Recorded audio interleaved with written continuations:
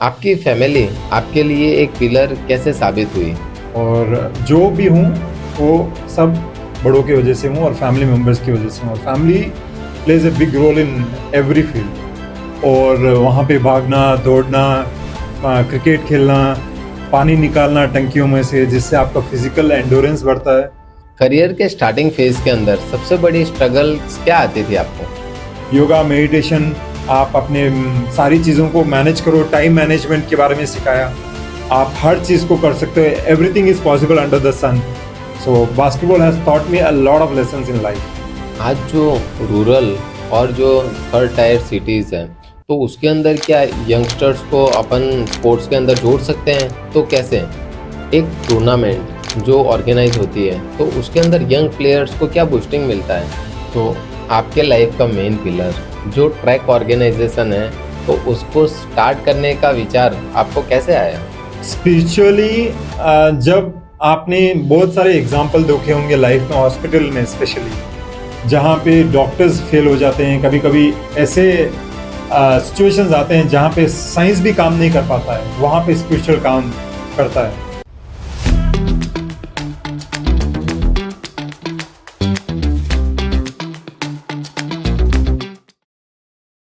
स्वागत है दोस्तों संदीप कुमार पॉडकास्ट में। आज हमारे साथ में एक स्पेशल गेस्ट हैं जिन्होंने 360 डिग्री में वर्कआउट किया है। उन्होंने स्पोर्ट्स में वर्कआउट किया है, कम्युनिटी बिल्डर में वर्कआउट किया है, बिजनेस में वर्कआउट किया है, और हाँ, सबसे बड़ी बात, उन्होंने कभी भी देने का सोचा है, कभी लेने का नहीं सोचा। उन्होंने एक ट्रैक ऑर्गेनाइजेशन बनाई है जिसके अंदर वर्ल्ड के अच्छे अच्छे बास्केटबॉल प्लेयर, जिनको बड़ा बनना है, जिनको अच्छा बनना है, जिनको कोई सपोर्ट नहीं करता है, उनको सपोर्ट किया है। उनका बोलना एक ही चीज है कि जिस भी व्यक्ति को एथलेटिक बनना है या तो बास्केटबॉल प्लेयर बनना है, तो वो सिर्फ हम तक पहुंचना चाहिए बेंगलोर, हम उसको एक परफेक्ट प्लेयर बनाएंगे। तो मनीष जी, हम आपको हमारे शो में वेलकम करते हैं। Thank you so much for having me on the show. Manish ji, आपके बचपन के बारे में थोड़ा बताइए। बचपन मेरा बहुत सुंदर रहा है और बहुत नटखट रहा है। नानी और नाना और दादा और दादी का आशीर्वाद हमेशा मेरे सिर पे रहा है और बचपन की यादें ही मुझे, मतलब मेरे रूट्स से जुड़ी हुई है और मेरा लाइफ का one of the biggest support और पार्ट रहा है, मतलब बचपन मेरा। आपकी फैमिली आपके लिए एक पिलर कैसे साबित हुई? फैमिली में मेरे दादा और दादी का जो मॉरल वैल्यू सपोर्ट, नानी का प्यार, नाना का आशीर्वाद और पापा और मम्मी, उनका रोल बहुत बड़ा रहा मेरे लिए। उनके वजह से मैं आज हूँ और जो भी हूँ वो सब बड़ों की वजह से हूँ और फैमिली मेम्बर्स की वजह से हूँ और family plays a big role in every field.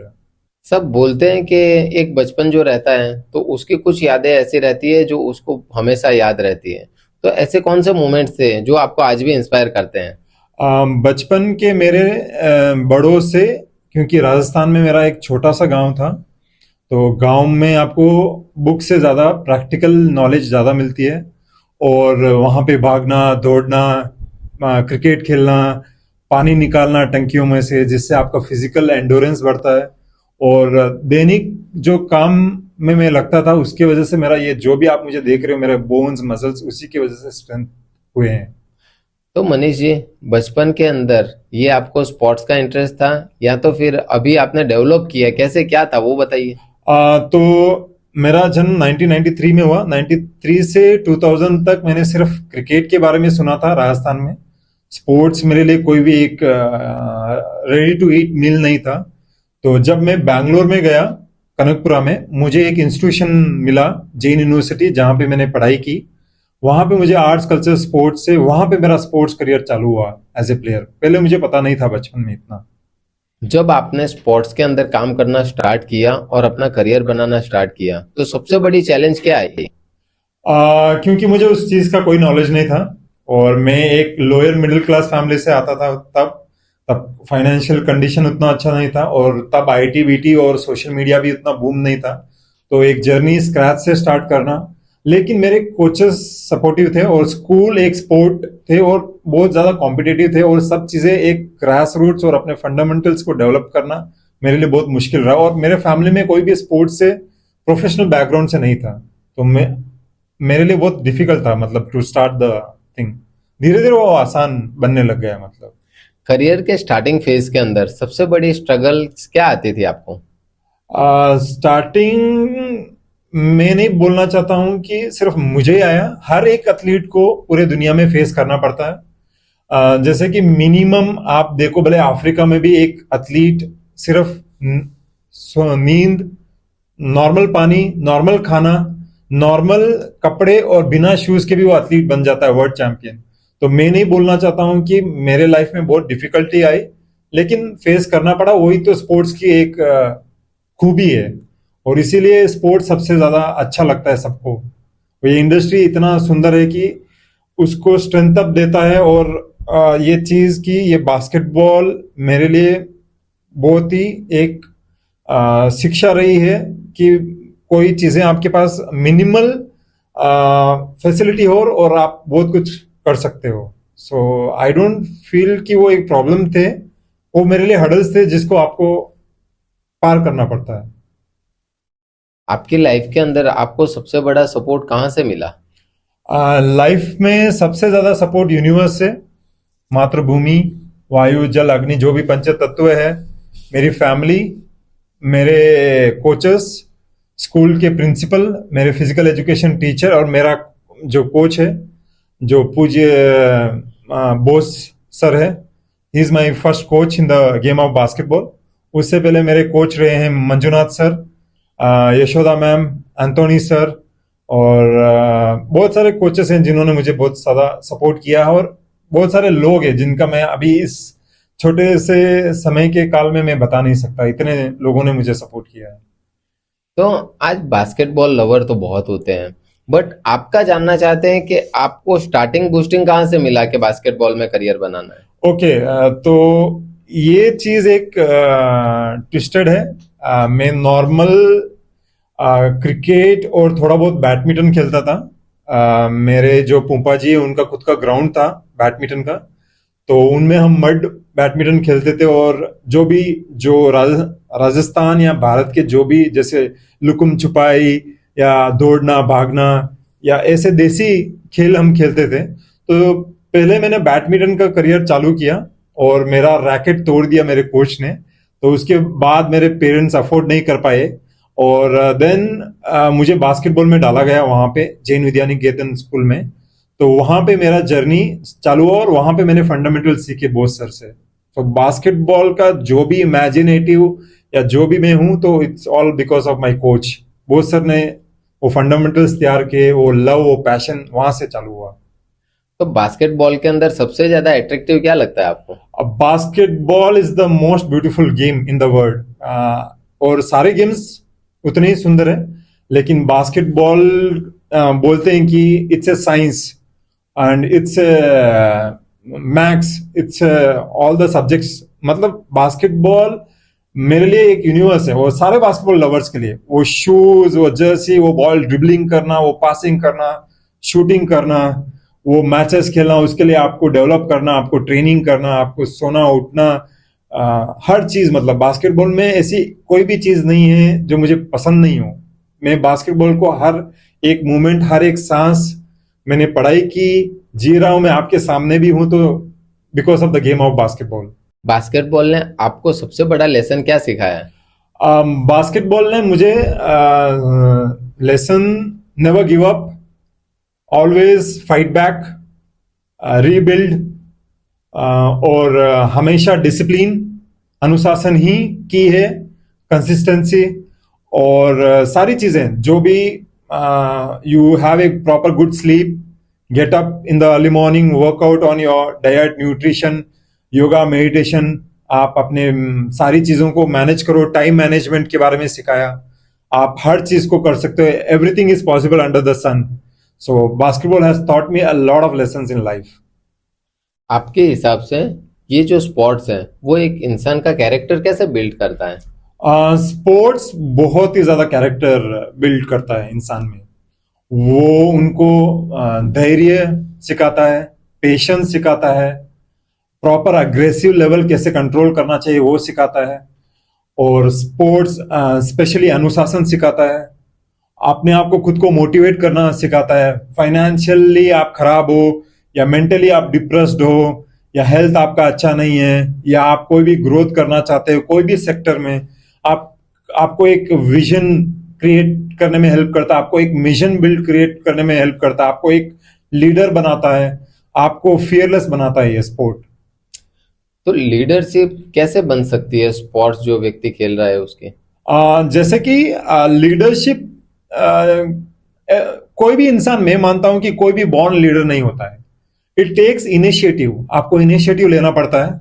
और किसी को पहले ही अटेम्प्ट में सक्सेस हो सकती है, किसी को सेकंड में, किसी को थर्ड में, किसी को 1000 अटेम्प्ट लेने पड़ते हैं। तो लीडरशिप स्किल आप जब आप इनिशिएट लेते हो तभी ये बिल्ड होती है।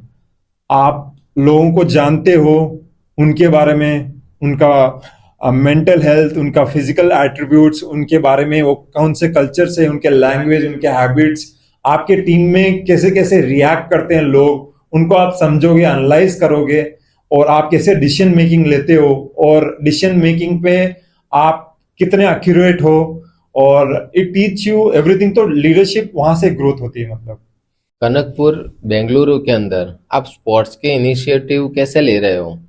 ओके, तो मैं बताना चाहता हूं कि मेरे जीवन में राजस्थान मेरी जन्मभूमि है, और कनकपुरा कर्नाटका मेरी एक कर्म भूमि है। आज जो भी मैं हूं, पानी, खाना, जो भी मैं हूं, तो उसकी वजह से हूं। कनकपुरा ने मुझे सब कुछ दिया। तो मैंने एक इनिशिएटिव लिया सन 2011 में, after playing some 10 to 11 years of professional basketball in my school at state championships। तो मैंने एक इनिशिएटिव सोचा, मैंने एक व्हाट्सएप ग्रुप बनाया, new way of life basketball club, जहां पे हमने सोचा कि जितने भी हमारे कम्युनिटी में हैं, और हमारे आसपास में जितने भी तालुक में जितने भी स्कूल के बच्चे हैं, उनको मैं एक फ्री ट्रेनिंग प्लेटफॉर्म दूं, जहां पे वो अपना बेस्ट दे पाए। कि भाई हर जगह पे आप देखोगे, कोई भी क्लब जाओगे, कोई भी एकेडमी जाओगे, एक नॉमिनल फीस होती है। मैं वो नहीं बोलता हूं कि फीस लेना एक गलत चीज है, वो एक प्रोफेशनल वे है जहां पे आप सर्वाइव कर पाओगे। मैंने सोचा कि एक फ्री कोचिंग करते हैं, जहां पे हम प्लेयर्स को डेवलप करें, अंडर 13, अंडर 16 प्रोफेशनल प्लेयर्स को, under 18 senior main and women को। मेरे लिए भी ये नया था। जो भी मैंने अपने कोच से सीखा वही मैं वहां पे सुबह सिखाता था, और गूगल का मैंने सही उपयोग किया, और रिसर्च करता, एनालिसिस करता, और उसका प्रोसेस देखता कि एक ऑर्गेनाइजेशन को कैसे मैनेज करना चाहिए, और उसमें कौन से डिपार्टमेंट होते हैं, और कैसे वर्क करना चाहिए। तो मैंने ये एक इनिशिएटिव स्टार्ट किया, न्यू वे ऑफ लाइफ, जहां पे मैंने बच्चों को ट्रेनिंग करना चालू किया बास्केटबॉल। आज के समय पे जो यंगस्टर्स हैं उनको स्पोर्ट्स के अंदर इन्वॉल्व करने में क्या चैलेंजेस आते हैं? आज के यंगस्टर्स में मैं नहीं बोलना चाहता हूं कि सारे यंगस्टर्स खराब है। जब हमारे जमाने में there were no facility much, medium facility थी, और हमसे भी जो सीनियर्स थे उनकी तो फैसिलिटी बिल्कुल नहीं थी। तो आज के जमाने में parents are well to do, and some way parents are not well to do, but सबसे ज्यादा चैलेंजिंग है कि वो एडिक्टेड है मोबाइल से। आज जो रूरल और जो थर्ड टायर सिटीज हैं तो उसके अंदर क्या यंगस्टर्स को अपन स्पोर्ट्स के अंदर जोड़ सकते हैं, तो कैसे? हाँ जरूर, क्योंकि मोस्ट ऑफ द प्लेयर्स, मेरा जो विचार है कि आप एक छोटे गांव को ले लो, या एक डेवलप्ड गांव को ले लो, या तालुक को ले लो, या एक सिटी को ले लो। ऐसे आपको स्टोरीज मिलेंगे, क्योंकि आप तो वाकिफ ही हो, आपने इतना सब कुछ देखा है। तो हर जगह ग्रोथ वैसा ही है, और आप फेल्यूर्स भी उतने ही हैं। तो it depends on the person के ऊपर है।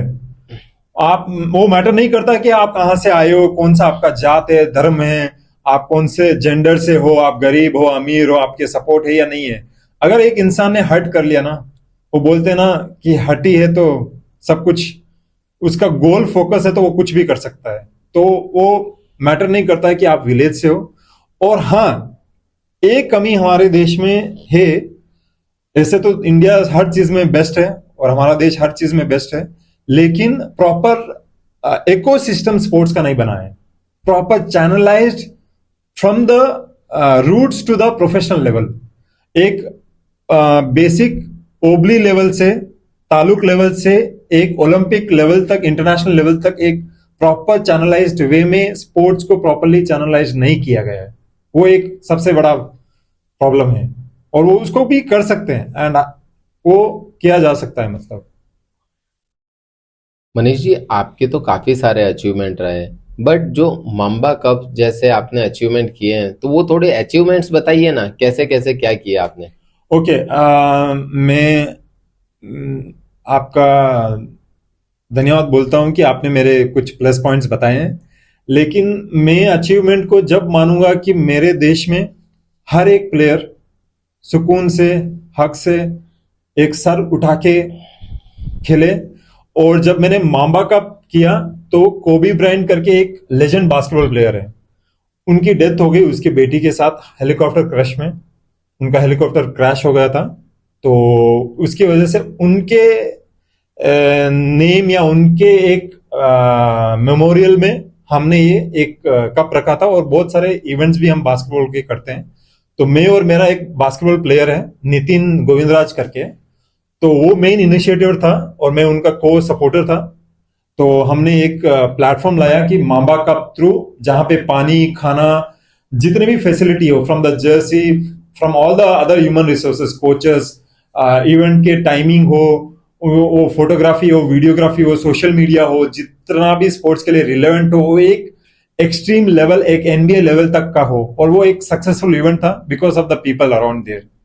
जैसे कि हमने मांबा कप में गीगी कप के हम फाइनल विनर्स रहे, जहां पे शबनम जायसवाल, अनीता पालूदरी, लेजेंड है वो हमारे इंडिया की, और पल्लवी शर्मा और Sirin लीमिया, she is also one of the legend basketball players. ये चारों इंडिया के टॉप एथलीट्स रह चुके हैं, जिन्होंने हमारे new way of life basketball club को रिप्रेजेंट करके हमें विनिंग गोल्ड मेडल जिताया मतलब। और हमारे मेंस टीम में भी बहुत अच्छा किया मतलब। वहां पे प्लेयर्स थे क्रिश, जो उसका फुल नेम है कृष्ण माधवन, पुनीत चंद्रा, नितिन गोविंदराज, और लियोनल, उसका चार प्लेयर्स हैं जिन्होंने सेमीफाइनल्स तक वो गए थे। और one of the most memorial cup में जिसमें हमने जीता था, वो था वहां Touchline Academy in north east, Meghalaya Shillong में, जहां पे हम वहां पे भी सेम वुमेन्स ने गोल्ड मेडल जीता था मतलब। They were the winners of the 3-on-3 basketball tournament. तो मनीष जी, आज तक सबने देखा तो है कि भाई ये टूर्नामेंट्स वगैरह काफी अच्छी होती है, बट उसको ऑर्गेनाइज करने के अंदर आपको क्या चैलेंजेस आते हैं। चैलेंजेस, हर्डल्स, मुझे मजा आता है क्योंकि आई लव ऑर्गेनाइजिंग थिंग्स, तो उसी के लिए मैं जीता हूं। और वही मैंने अपने बीबीएम या एमबीए या एमकॉम में मैंने सीखा है। वहां पे चैलेंज आता है टू प्लान प्रॉपरली, और सबसे ज्यादा है ह्यूमन रिसोर्स मैनेजमेंट का। आप fund is a finance is a big task. अगर फाइनेंस आ गया, तो you need to work on your venue, date, permissions, वो आपको मार्केटिंग करना, ये सब चीजें इजीली है। लेकिन ह्यूमन रिसोर्स मैनेजमेंट करना, सारे प्लेयर्स, कोचेस, रेफरीज को, ऑडियंस को, आपके टीम को एक वन यूनिट में वर्क करना, वो सबसे हमारे इंडिया में हर इंडस्ट्री का यही एक प्रॉब्लम है, क्योंकि हर एक माइंडसेट सेम नहीं रहता है। और उसको एक as a team one goal बनाना, वन मिशन वन गोल, वो सबसे ज्यादा टास्क है। और मैं भी उसी को मानता हूं कि मैं, मेरा एक बोलना है कि टीम का फुल फॉर्म अगर मेरे व्यू ऑफ पॉइंट में है, तो together we believe in each other to achieve single mission. तो वो अगर एक इंसान को समझ में आ जाता है कि हम सब कुछ कर रहे हैं तो एक specific goal as a team कर रहे हैं, तो there is no problem in event management. तो ये जो इवेंट होती है, उसमें स्पॉन्सर्स और कम्युनिटी का क्या इनिशिएट रहता है। They play a big role. Event management में बहुत सारे सेक्टर्स हैं, बहुत सारे डिपार्टमेंट्स हैं। कम्युनिटी का बहुत ज्यादा है, कम्युनिटी ही उसको ग्रोथ करता है। आप देखो एनबीए, आप देखो आईपीएल को, वो फेमस है तो एक आईपीएल लोगों की वजह से नहीं है, लोगों ने उसको फेमस किया है। तो वहां पे कोई भी आप देख लो सेलिब्रिटीज को, एक कम्युनिटी ही उसको सपोर्ट करता है। एक प्लेयर हो या एक कोच हो, एक क्लब हो या एक कंपनी हो, पब्लिक पब्लिक की वजह से ही आगे बढ़ती है वो चीज। एक टूर्नामेंट जो ऑर्गेनाइज होती है, तो उसके अंदर यंग प्लेयर्स को क्या बूस्टिंग मिलता है।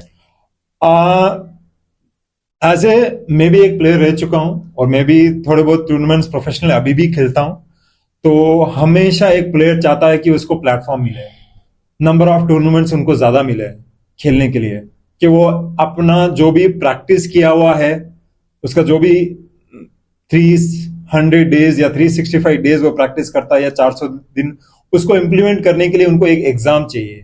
दे need one platform where they want to put all their skills, practice, effects. तो every player wants tournaments, events. तो टूर्नामेंट एक प्लेटफॉर्म है, एक जरिया है जहां पे एक प्लेयर को प्लेटफॉर्म मिलता है अपना टैलेंट या स्किल शोकेस करने के लिए, कि मैं किस में अच्छा हूं या नहीं हूं।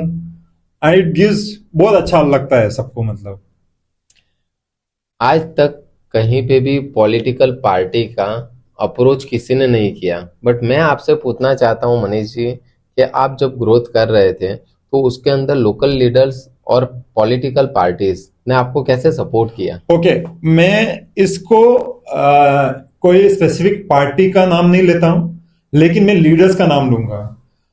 डीके शिव कुमार जी हमारे honourable deputy chief minister of Karnataka अभी हैं। तब वो एमएलए भी नहीं थे, तो उन्होंने मतलब ना तो मुझे वोट के लिए बुलाया या उनका कोई फायदे के लिए बुलाया।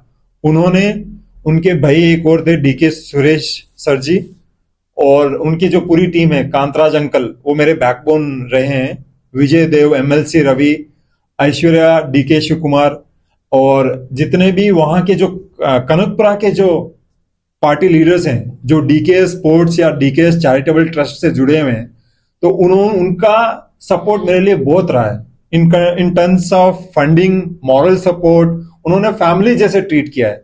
और मोर देन उनके उनके पास उनके बेटे या बेटी के लिए टाइम नहीं रहता, लेकिन वो मेरे लिए हमेशा रखते हैं, ऑन कॉल, घर पे बुला देते हैं। और मैं एक चीज बोलता हूं, मुझे पता नहीं उनका लोग क्या सोचते हैं क्या नहीं सोचते हैं, वो अदर वे ऑफ थिंकिंग है। लेकिन मैं बताना चाहता हूं कि मेरे और मेरे ऑर्गेनाइजेशन में उन्होंने कभी भी दबाव या कोई भी चीजों का नहीं बताया, लेकिन हमेशा उनका सपोर्टिव रोल रहा है। Is always supported me in everything, from equipments का हो, ग्राउंड का हो, या पुलिस सपोर्ट हो, या क्लीनिंग का हो, या स्पॉन्सरशिप हो, या प्लेयर्स को बाहर भेजना हो। हर तरीका का, मतलब I have seen less people like this in the world.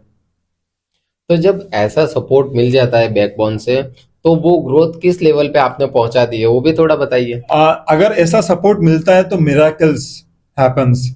क्योंकि अगर आपके पास प्रॉपर प्लानिंग है, प्रॉपर प्रोसेस है, you have a proper team, you have proper players, coaches, आपके पास फेडरेशन का सपोर्ट है। मेरे स्टेट एसोसिएशन में जो हमारे हॉनरेबल प्रेसिडेंट गोविंद राज जी का बहुत सपोर्ट रहा है, उनकी पूरी टीम का, उनके साथ जो भी काम करते हैं, उनके साथ हम जो कर्नाटका स्टेट बास्केटबॉल एसोसिएशन से जुड़े हुए हैं, उनका मेरा लिए बहुत सपोर्ट रहा है। और ये जो मेरे पॉलिटिशियंस हैं, मैं उनको सोशल लीडर्स मानता हूं।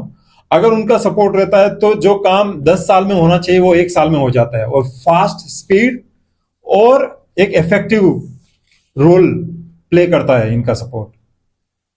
तो आपके लाइफ का मेन पिलर जो ट्रैक ऑर्गेनाइजेशन है, तो उसको स्टार्ट करने का विचार आपको कैसे आया? तो मैं अपने जब अपने दिनचर्या और जो भी मेरा काम, जैसे कोचिंग और अपना बिजनेस, तो मैंने सोचा कि एक इवेंट मैनेजमेंट कंपनी खोलनी चाहिए, क्योंकि आई लव इवेंट मैनेजमेंट। और मैंने अपने डिग्री में ही, बीबीएम में ही मैंने एक इवेंट किया था, बटालिया 15। और मुझे लगा कि आई हैव सम पैशन और some fire towards event management, so I should do it professionally. भले आप छोटे स्तर पे कर रहे हो, बड़े स्तर पे करते हो, काम आपको प्रोफेशनल और नीट और क्लीन करना चाहिए। सो ये माइंडसेट आया। तो मैंने एक इंडियन बेस्ड बिजनेसमैन है, उनका नाम है राकेश जी। तो वो दुबई में बेस्ड हैं। तो हम दोनों ने डिस्कस किया, और उन्होंने ये नाम रखा ट्रैक। ट्रैक मतलब एक तो एथलेटिक्स का ट्रैक भी होगा और एक म्यूजिक ट्रैक, और दोनों एक को रिलेवेंट है। एक प्लेयर को अपना ट्रैक भी पसंद है और म्यूजिक उसके लिए बहुत ज्यादा एक मेडिसिन जैसा है। तो वहां से हमारा यह आया कि एक ऐसा चैरिटेबल ट्रस्ट बनाते हैं, या एक कंपनी बनाते हैं, या एक फर्म बनाते हैं, जहां पे सारे प्लेयर्स, कोचेस, सारे स्पोर्ट्स का, और एक स्पोर्ट्स इकोसिस्टम बिल्ड हो जहां पे एक प्रोफेशनल लेवल तक, जहां पे अमेरिकन जैसे यूरोप में होता है वैसे ही, और जहां पे चाइना में होता है। तो हमारे पास पोटेंशियल और टैलेंट की कोई कमी नहीं है। तो track is that initiative which came in our mindset. तो ये ट्रैक का स्पेसिफिक आपका मेंटर कौन रहा हुआ है? ट्रैक का मेंटरशिप में Rakesh ji, especially he's the one of the co-founder, or he's the currently the president of the track. So he is the mentor and the person who has gave me the whole map. It maybe on the working criteria, decision making, financial movements in the organizations, financial decision making, registration से लेके कैसे आपको करना है, and he's always boosting up and he's always supporting me like, or he believed in my vision mission towards the sports to develop the country. तो कि अपना कोई भी अपना छोटा सा भी हम हिस्सा अपने देश के प्रति या इंडिया के लिए, he just want India to be a global हर एक स्पोर्ट में। ये नहीं कि हम ओलंपिक्स में सिर्फ एक गोल्ड या दो गोल्ड के लिए बस बैठे रहे। We want to dominate as US, as China. तो उनका मिशन विजन इसके लिए वही था, और सेम एक केमिस्ट्री थी या एक थिंकिंग थी, उसके वजह से हमने ये ट्रैक किया, and I am very thankful to that person. तो ये ट्रैक आपने स्टार्ट किया तो उसमें डिफिकल्टीज आपको क्या आई? डिफिकल्टीज क्योंकि डिफिकल्टीज तो हर एक काम में आती है और मजा बहुत आया इसमें। डिफिकल्टी से ज्यादा आई एंजॉय हर्डल्स। एक प्लेयर को हमेशा they love to face challenges, उससे उसको कुछ ना कुछ सीखने को मिलता है, उससे उसका हमेशा मजल बोन्स, और हमेशा वो एक प्री बिल्ड या एक प्री एक्टिव रहता है, मतलब प्री एक्टिव। सो स्पेशली जैसे हम टर्मिनोलॉजी में बोले तो प्रोएक्टिव रहता है हमेशा। अगर देर इज नो वॉर्स तो वो वेपन्स जंक लग जाता है। वैसे ही track challenges were beautiful for me. उसमें फेसेस करने पड़ते हैं क्योंकि it is a startup initiative, marketing पे हमें काम करना है, अभी बहुत सारा काम है जो करने वाले हैं हम। तो that's a challenge and we take it in a very right way. आप बहुत अच्छा कर रहे हो। तो इसके 5 साल बाद में का आप ट्रैक का भविष्य क्या देख सकते हो और आपका लॉन्ग टर्म विजन क्या है? विजन है कि we globally do our track events, art culture sports के इवेंट्स हम ग्लोबली सारे कंट्रीज में करें, ये हमारा विजन है। और where we satisfy all the players, coaches, people specially they are satisfied, and we give the quality of sports and proper event management facility to everyone। ये हमारा मेन मिशन विजन है मतलब। तो आपका अब अपकमिंग इवेंट्स कौन सा है? अपकमिंग इवेंट्स हमारे जो हैं वो तो एक होने वाला है ट्रैक सत्संग, जहां पे न्यू वे ऑफ फ्यूजन है, भजन सब हम करने वाले हैं बैंगलोर में, वेयर जामिंग होने वाला है, ब्यूटी ऑफ म्यूजिक। और उसके बाद सेकेंड इवेंट होने वाला है ट्रैक मैराथन, जो हम करने वाले हैं बैंगलोर में। और HUB humanity universe basketball event करने वाले हैं। आपकी जर्नी के मेंटर्स कौन रहे हुए हैं मनीष जी? मेरे लाइफ के मेंटर्स, मैं पूरे ब्रह्मांड को मानता हूं, हर एक इंसान को। मेरे माँ बाप जिन्होंने मेरे को जन्म दिया है, वो ब्रह्मांड के सृष्टिकर्ता माँ पार्वती और ब्रह्मा विष्णु महेश्वर, सबको मैं मानता हूं। और मेरे गांव में जितने भी लोग हैं, मेरे बड़ बाप, मेरे बड़ी मम्मी, मेरे गांव के लोग, मेरे नानेरे के जो मेरे नानी नाना, मेरे मामा मासियां, जितने भी मेरे भाई बहन, में इंस्पिरेशन हर इंसान से लेता हूँ, सारे पंच तत्व से, भूमि वायु जल, क्योंकि भूमि ने बहुत सहन किया तो मैं भूमि से बहुत कुछ मोटिवेशन लेता हूँ उनसे। एंड मेंटर्स में मेरे लिए APJ अब्दुल कलाम और सुधा मूर्ति जी, माइकल जॉर्डन और PT उषा, मैरी कॉम, और मेरे खुद के टीममेट क्लासमेट रहे हैं नित्यश्री और शिबा मैगन का लेजेंडरी ऑनरेबल शिबा मैगन का मेरा बहुत बड़ा रोल रहा है। She is one of the greatest of all time in Indian basketball. उन्होंने मुझे बहुत पॉलिश किया है, मतलब the way I need to talk, the way I have to take decisions. उन्होंने मुझे विजुलाइज कर दिया. I had a vision of being global, लेकिन उन्होंने इम्प्लीमेंट करना सिखा दिया मुझे. तो अनीता पालुदरी और गीतू अन्ना दी, और मैं जितने भी बस कंडक्टर्स हैं, ड्राइवर्स हैं, ऑटो रिक्शा वाले हैं, ट्रेन में मैं सफर कर रहा हूं तो वहां पे आसपास के लोग हैं, मेरे कनकपुरा के खुद नागरिक जो पीपल है, मेरे साथ मेरे टीम में जो मेंबर्स हैं, मेरे एम्प्लॉयज हैं, जो मेरे टीम मेंबर्स हैं, मैं सबसे इंस्पिरेशन लेता हूं. और मैं लिस्ट बोलूंगा तो it is like big list है, उसका कोई देयर इज नो लिमिटेशंस. बढ़िया है, आप लर्निंग मोड हमेशा ऑन रखते हो। तो इसके अंदर से सबसे बड़ी लर्निंग आपने क्या सीखी, वो जरा शेयर कीजिए ना।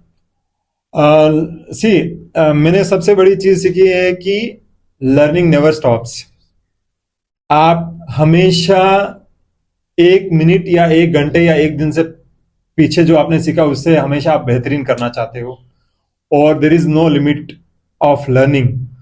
और उसमें एक चीज मैं नहीं बता सकता हूं, लेकिन बहुत सारी चीजें हैं. Patience, courage, love for the country, then practically implementation, manifestations, सोच, humanity, especially humanity plays a very key role in my life. इंसानियत, आज आप इंसानों को हर जगह देख रहे हो, इंडस्ट्रीज को देख रहे हो, ग्रोथ देख रहे हो, आप डेवलपमेंट देख रहे हो, लेकिन इंसानियत कहीं पे रुक रही है. ऐसे बहुत सारे ऑर्गेनाइजेशंस हैं जो इंसानियत पे काम कर रहे हैं, और बहुत बड़े बड़े एग्जाम्पल्स हैं जो इंसानियत के लिए जिए हैं. तो there are lot of lessons which I have learned from this. Manish ji, आपको कोई अगर इंस्टेंट डिसीजन लेना है तो वो डिसीजन कैसे लेते हो आप? इंस्टेंट डिसीजंस लेने के लिए देखो, एक उसके बहुत अलग अलग वैरायटी होते हैं. या तो आपके पास एक्सपीरियंस है उसको लेने के लिए, या आपके पास उसको जैसा है उसको रिस्क लेके 50-50 डिसीजन ले लो, या तो लेके you should have the courage, और लेके आपको कभी कभी टेंशन में भी रहना पड़ता है. तो instant decision making because of for me due to basketball, क्योंकि हमें एक एक सेकेंड में आपको game changes. So basketball has made me to take instant decisions. And इसमें से मतलब 100 में से अगर परसेंटेज में लूं तो 70% it has turn into beautiful things. So 30% is up and down failures हुए, तो that is okay, that is वो तो एक बुक में रहनी चाहिए, वरना ज्यादा sugar is not good for health. आपने थोड़ा फैमिली के बारे में बताया, तो मेरी इच्छा है ये जानने की कि फादर का आपके लाइफ के अंदर, सक्सेस के अंदर क्या रोल रहा हुआ है? मेरा, एज मैं खुद एक पिता हूं, तो पिता तो एक अनसंग हीरो है, जिनको कोई उनके ऊपर फिल्म बनाओ या नहीं बनाओ, या उनके बारे में आप स्टेटस रखो या नहीं रखो, फादर हर चीज को झेलता है.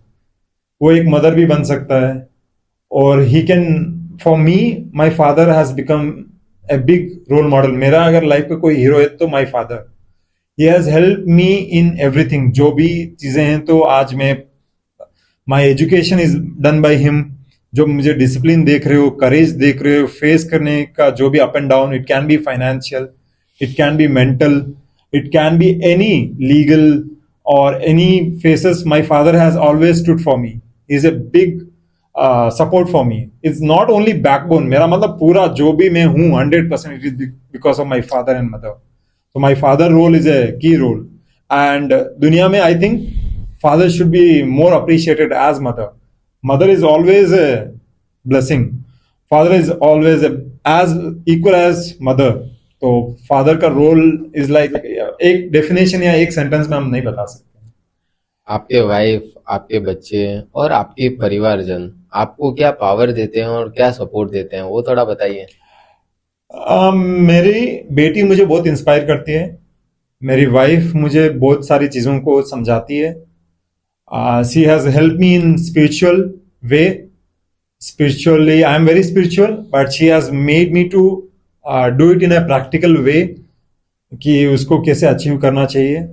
और for me the biggest achievement if I tell I have till now is my daughter.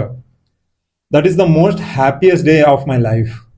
My daughter Naira, she is like, मैं समझता हूँ कि she is the avatara of Maa Kali या माँ चामुंडी या Maa Vaishno Devi. And every father dreams of having a daughter. तो हम हमेशा एक फादर को एक ड्रीम रहता है कि they should have a daughter. और मेरे परिवार का मेरे ऊपर बहुत रहा है. आज मुझे आप अगर डाउन टू अर्थ बोलोगे या एक ह्यूमैनिटेरियन बोलोगे या मुझे एक सोच विचार या एक जड़ों से जुड़ा हुआ रहना, तो ये सब मेरे परिवार जन ने मुझे सिखाया है. कम से कम चीज़ों में कैसे जीना है, अपने भगवान का कैसे करना है, सोशल लाइफ कैसे जीनी है, अपनी जिम्मेदारियों को कैसे उठाना है और अपने देश के प्रति कैसे करना चाहिए. तो ये सब मेरे फैमिली मेंबर्स के बहुत बड़ा रोल रहा है मेरे पे. ये जो बिजनेस और बिजनेस के साथ में फैमिली, तो ये दो पासे हो गए, तो इन दोनों को आप कैसे मैनेज कर लेते हो? देखो, एक इंसान पानी के बिना नहीं जी सकता. अगर उसको सिर्फ हवा मिले तो वो भी नहीं जी सकता. उसको पानी चाहिए, हवा भी चाहिए. लाइफ में स्पिरिचुअल गोल, family goal, social goal, career goal और गॉड्स प्लान, ये पांचों गोल्स, और in any other terms of signifying और डाइवर्सिफिकेशन ऑफ द गोल्स, सब कुछ मैटर करता है. प्रोफेशनल और पर्सनल लाइफ दोनों बैलेंस होनी चाहिए और दोनों एक जैसी है. पर्सनल उतना ही इंपॉर्टेंट है. और बहुत ज्यादा लोग, जितने भी बिजनेस पीपल है जो सक्सेसफुल है, वो पर्सनल लाइफ को बहुत ज्यादा महत्व देते हैं. और हर इंसान कर सकता है. मैं एक ही नहीं कि मैं कोई एक गॉड गिफ्टेड या बॉर्न गिफ्टेड, या ऐसा नहीं कि anybody can manage that. Life में डॉटर ने प्रायोरिटीज कैसे चेंज की? डॉटर की वजह से प्रायोरिटीज के चेंजेस तो नहीं आए, लेकिन एक स्ट्रेंथ मिली है मुझे, सपोर्ट मिला है, एक न्यू वे ऑफ लाइफ जीने का तरीका मिला है, एक स्ट्रेंथ मिला है where I was totally dead. एक करेज मिला है, एक जिम्मेदारी. हाँ, एक as a father of a beautiful daughter, you always need to change your time management. आपके डेली रूटीन्स आपको चेंज करने पड़ते हैं, उस पर ध्यान देना पड़ता है. लेकिन मेरी बेटी, जो भी आज मैं हूं ना, शी इज जेरोक्स कॉपी नहीं बोलूंगा, she is original copy of me. Her way of talking, her hairs, her eyes, her nose, her legs, वो मेरे से भी बेहतरीन है. मतलब अगर इफ आई एम 100% तो वो 1000% है. She is more better than me. और हाँ, आगे वाले टाइम में उसको बहुत कुछ करना पड़ेगा. She has to work from her grass root. लेकिन डॉटर का मेरे ऊपर बहुत इम्पैक्ट रहा है और मेरे पूरे लाइफ साइकिल पे बहुत इम्पैक्ट रहा है. And I am very satisfied. एक सुकून की नींद मिलती है ना, वो because of my daughter. I see, morning में उससे चालू करता हूँ, I take her blessing. And she's more than a blessing to me. She's the whole universe to me. Like बहुत सारा, मतलब मुझे इम्बैलेंस होता है कभी बिजनेसेस में, आवर यहाँ वहाँ करना पड़ता है. बास्केटबॉल कोई मैचेस में, प्रैक्टिस में मैं नहीं जा पाता हूँ. कोई सैक्रिफाइस बहुत कुछ करना पड़ता है. And to give her time I need to sacrifice a lot of my own things, and that is okay. ये हमारे भारतीयों में पहले से आते रहा है from early period of time, that for the well being of the future generation you need to sacrifice, and without sacrifice there is nothing in life. Manish ji, आप लाइफ को किस फिलोसॉफी से देखते हैं? ये जो लाइफ फिलोसफी, बहुत सारे लोगों ने बोला है कि you are a very philosopher kind of a person. लेकिन मैं नहीं बोलता हूं कि मैं एक क्वालिफाइड फिलोसोफर हूं या मैं बेस्ट फिलोसोफर हूं. But life has made me to think, imagine. मतलब मेरा एक देखने का जरिया ये है कि it is God gifted to me.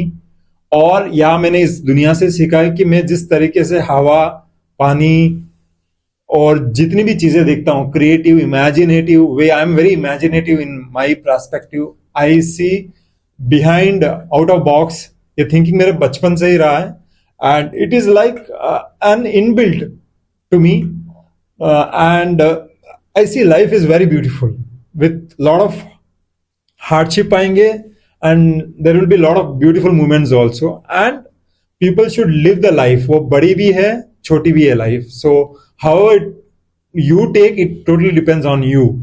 और एक इंसान कुछ भी कर सकता है and his even imagination it's beyond limits.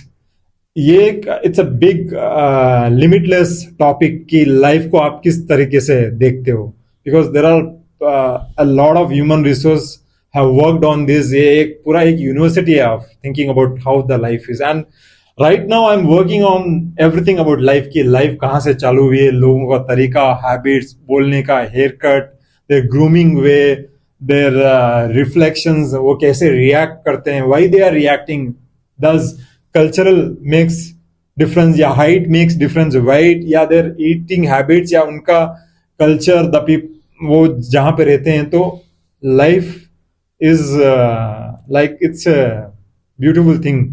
It's very behind the philosophic चीजें हैं and I see life in a every second moment कि मैं जहाँ पे भी जाता हूँ I have different way of imagination.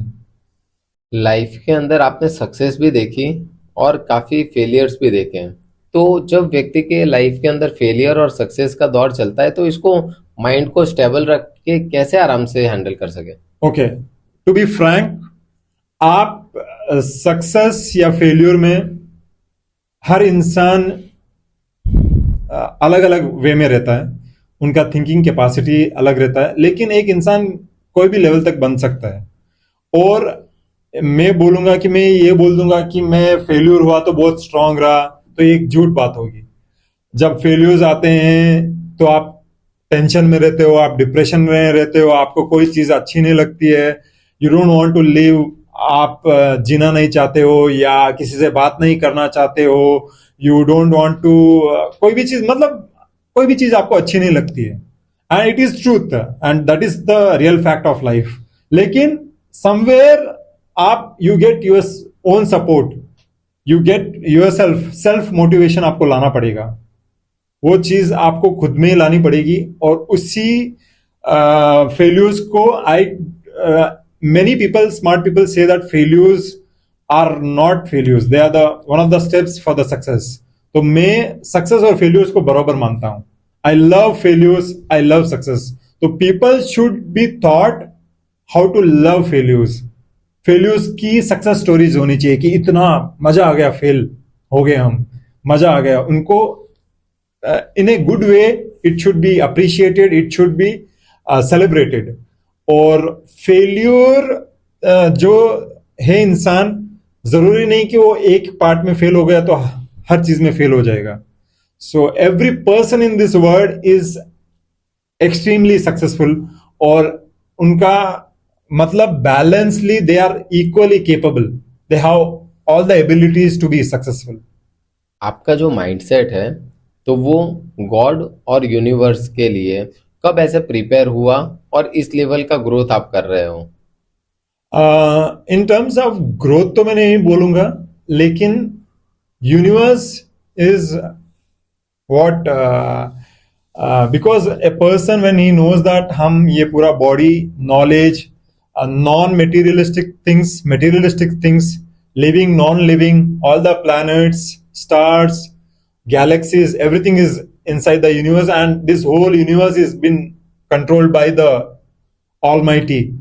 तो वो ब्रह्मांड के सृष्टिकर्ता जो हैं उनको कंट्रोल करते हैं. तो दैट हैज एवरी इंसान को, मुझे सिर्फ मेरा ही नहीं है, हर इंसान को गॉड ब्लेसिंग रहता है. एंड ये इंस्टेंट एक सेंस आ जाता है, सिक्स सेंस, कि he is connected with the universe और गॉड. और ये चीज मतलब in a early stage only I got to know. क्या स्पिरिचुअलिटी और फेथ कोई डिसीजन मेकिंग जो पावर रहता है तो उसको और स्ट्रॉन्ग करता है? Yes, of course. स्पिरिचुअली जब आपने बहुत सारे एग्जाम्पल देखे होंगे लाइफ में, हॉस्पिटल में स्पेशली, जहां पे डॉक्टर्स फेल हो जाते हैं, कभी कभी ऐसे सिचुएशंस आते हैं जहां पे साइंस भी काम नहीं कर पाता है, वहां पे स्पिरिचुअल काम करता है. और फेथ, हर इंसान, आज आप हो, मैं हूं, हर एक मोमेंट अगर चल रहा है दुनिया का, या जीवन चल रहा है, लाइफ चल रहा है, it is all about faith. Faith के ऊपर ही हम सब डिपेंड है कि कल हम जिंदा रहेंगे या अगले एक सेकंड हम जिंदा रहने वाले हैं। तो spiritual is the one of the first, मैं तो फर्स्ट प्रायोरिटी देता हूं, बिकॉज ही इज, अगर हम स्पिरिचुअल नहीं है तो वी आर नॉट परफेक्ट, या we are not complete human being. तो it start complete with the God.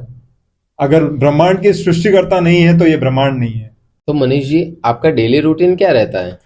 So my daily routine, हमेशा जिस तरीके से मेरे कोचेस ने मुझे सिखाया है, मैंने जैसे रिसर्च किया है, एनालाइज किया है, या मैं बैलेंस में प्रैक्टिस कर रहा हूँ इतने दिनों से, तो I get up in the very early in the morning, 3:30 I get up, I go to washroom, brush my teeth and take lot of water, 700 to 8 ml of water.